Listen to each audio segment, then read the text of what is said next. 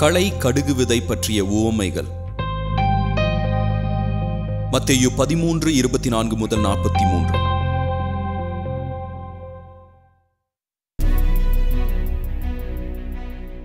வேறொரு உவமையை அவர்களுக்கு சொன்னார். பரலோக ராஜ்யம் தன் நிலத்தில் நல்ல விதையை விதைத்த மனிதனுக்கு ஒப்பாயிருக்கிறது. மனிதர் உறங்கும் பொழுது அவனுடைய எதிரி வந்து கோதுமைகளுக்குள் களைகளை விதைத்துவிட்டு போனான். பயிரானது வளர்ந்து கதிர்விட்ட பொழுது களைகளுடன் காணப்பட்டன. வீட்டெஜமானுடைய வேலைக்காரர் அவனிடத்தில் வந்து, ஆண்டவனே, நீர் உமது நிலத்தில் நல்ல விதையை விதைத்தீர் அல்லவா?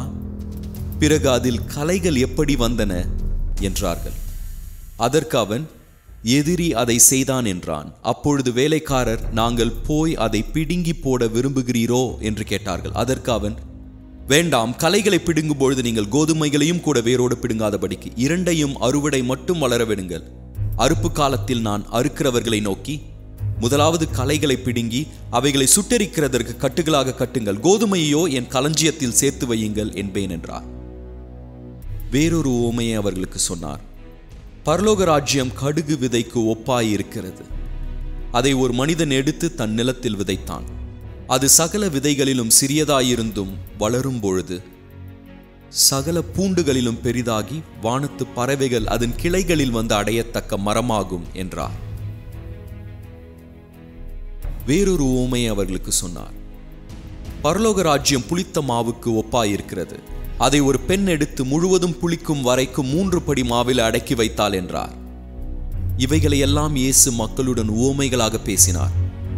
உவமைகளினாலே அன்றி அவர்களுடன் பேசவில்லை. என் வாயை உவமைகளினால் திறப்பேன், உலக தோற்றம் முதல் மறைப்பொருளானவையை வெளிப்படுத்துவேன் என்று தீர்க்கதரிசிகளினால் கூறப்பட்டது நிறைவேறும்படி நடந்தது. அப்பொழுது இயேசு மக்களை அனுப்பிவிட்டு வீட்டுக்கு போனார். அவருடன் சீடர்கள் அவரிடத்தில் வந்து, நிலத்தின் களைகளை பற்றிய உவமையை எங்களுக்கு விளக்க வேண்டும் என்று கேட்டார்கள். அதற்கு அவர் மறுமொழியாக, நல்ல விதையை விதைக்கிறவன் மனிதகுமாரன், நிலம் உலகம், நல்ல விதை ராஜ்யத்தின் குமாரர், களைகள் தீய ஒருவனின் குமாரர், அவைகளை விதைக்கிற எதிரி பிசாசு. அறுப்பு உலகத்தின் முடிவு, அறுக்கிறவர்கள் தேவதூதர்கள். ஆதலால் களைகளை சேர்த்து நெருப்பினால் சுட்டெரிக்கிறது போல இவ்வுலகத்தின் முடிவில் நடக்கும். மனிதகுமாரன் தம்முடைய தூதர்களை அனுப்புவார். அவர்கள் அவருடைய ராஜ்யத்தில் இருக்கிற சகல இடரல்களையும் தீமை செய்கிறவர்களையும் சேர்த்து அவர்களை நெருப்பு சூளையிலே போடுவார்கள். அங்கே அழுகையும் பற்கடிப்பும் உண்டாயிருக்கும்.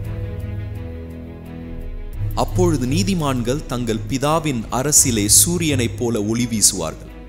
கேட்கிறதற்கு காதுள்ளவன் கேட்க கடவன் என்றார்.